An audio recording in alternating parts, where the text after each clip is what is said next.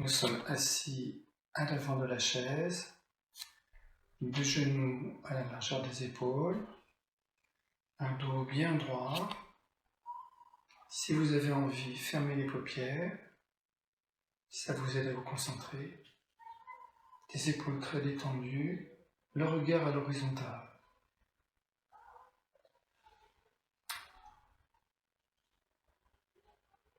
Sentez le contact de votre main droite.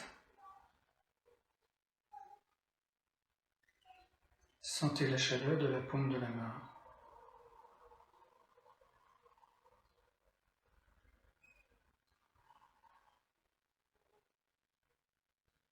Laissez l'épaule se détendre, d'avoir l'impression que votre coude descend, comme si vous aviez un cabas accroché dans le pli du coude avec une bouteille d'eau qui tire un peu vers le bas. Il ne faut pas que ce soit des muscles qui tirent, c'est une impression de poids, autrement dit du relâchement, comme si vous ressentiez le poids réel de votre bras.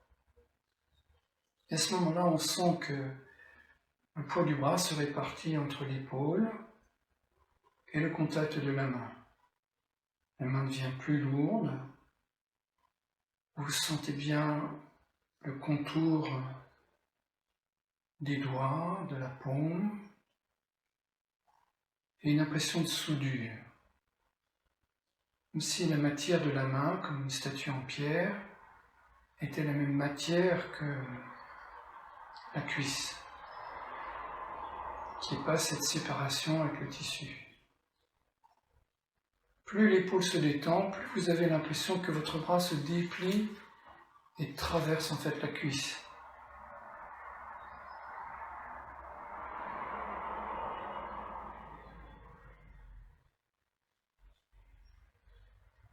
On passe à gauche, même travail. Épaule relâchée, la pointe du coude qui descend légèrement. Sans tirer, ressentir le poids du bras.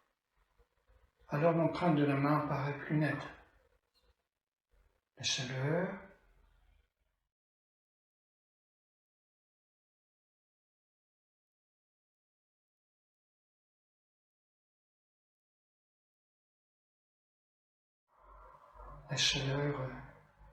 radie comme ça à travers la cuisse.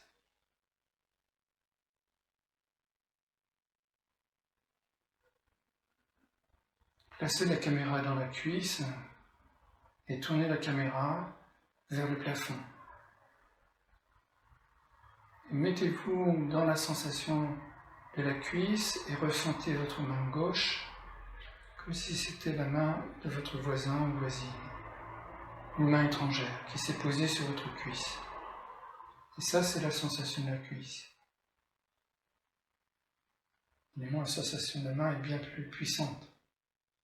Une fois que vous avez cette sensation, rajoutez la sensation de la main, et c'est les deux fusionnés qui donnent cette impression de soudure.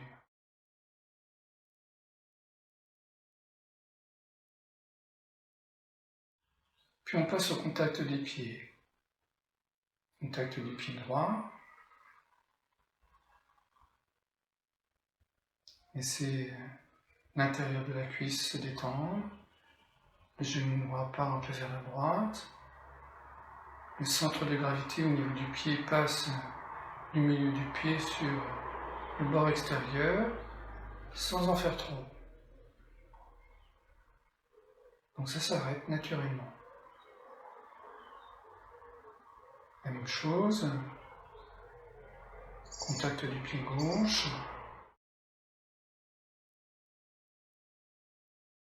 On laisse le genou gauche partir vers la gauche.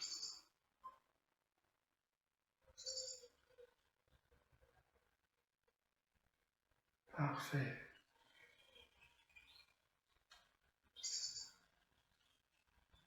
Puis on va faire les paires.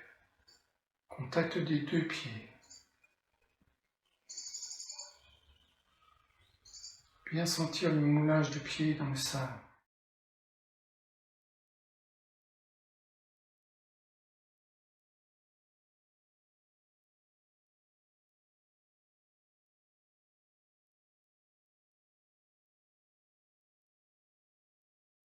Puis, comme les jambes sont très détendues, dans l'espace, il y a le contact des deux mains qui flottent un peu dans l'espace, de manière un peu immatérielle.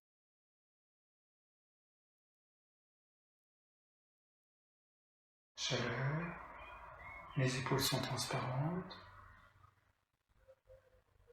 une respiration régulière.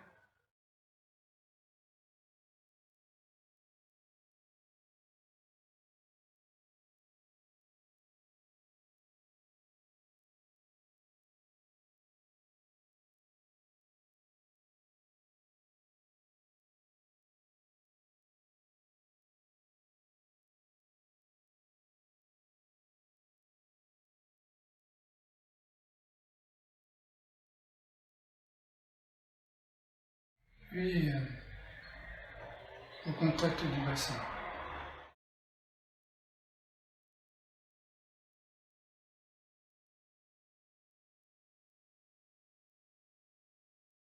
Est-ce que je suis plus sur une fesse, sur l'autre? Le poids est égal. J'ai tendance à avoir le dos qui s'effondre comme ça. Donc forcément j'ai du mal à respirer. Je vais essayer de me redresser. Vous voyez là par exemple la posture sur la tête, même dans une version très simple, va être extrêmement positive. Alignez bien le sacrum, le milieu du dos, la région entre les omoplates, et l'arrière de la tête.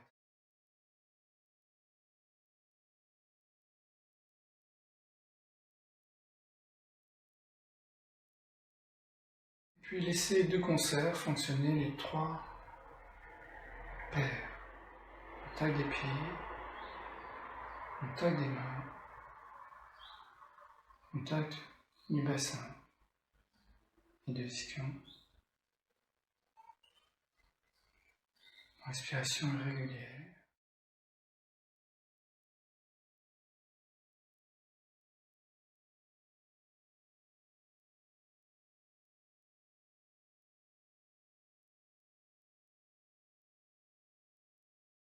Restez tranquille. Ces techniques ont pour but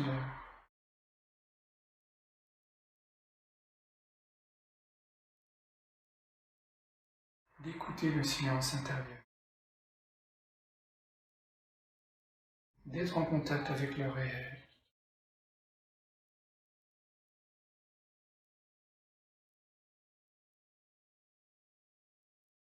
Le réel, c'est quand l'écran des pensées s'évapore naturellement. Très différent d'empêcher la pensée. Ça, c'est la fausse route classique. Soyez à ce que vous faites. La chaleur de vos mains. Quand il y a sensation, il y a présence. Quand on imagine la sensation,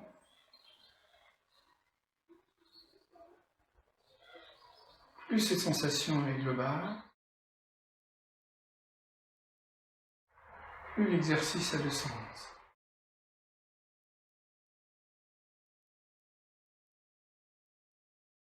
Vous avez l'impression de faire de moins en moins d'efforts. On est en train de nous glisser vers une attitude méditative, justement, d'observation de ce qui se passe.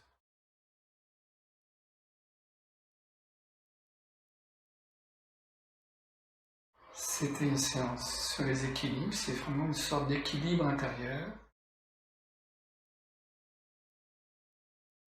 Est-ce que je suis en appui sur le silence?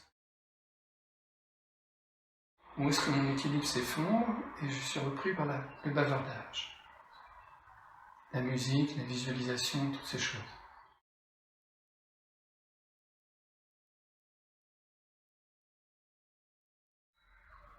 Bonne journée.